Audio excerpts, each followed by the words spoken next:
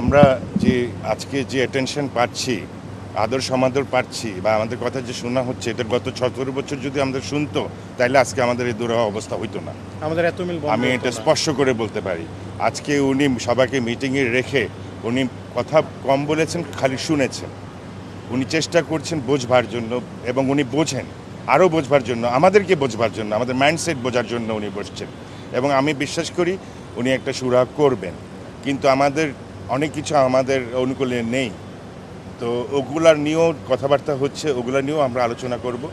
তো সব তো এক রাতে শেষ হবে না। আস্তে আস্তে আমার বিশ্বাস একটা একটা করে সমস্যার সমাধান হবে। তবে হ্যাঁ, আমাদেরকে উনি নেগলেক্ট করেনি, আমাদের কোনো এক্সিট প্ল্যানের কথাও বলেনি। উনি আমাদেরকে রিভাইভ করার জন্য চেষ্টা করছেন।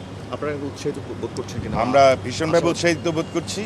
এখন বাকিটা হচ্ছে আমাদের গ্যাস, বিদ্যুৎ এগুলো একটু ঠিক করে নিয়ে আসা, ব্যবসা করার একটা পরিবেশ তৈরি করা। তো ওখানেও আমাদের কাজ চলছে।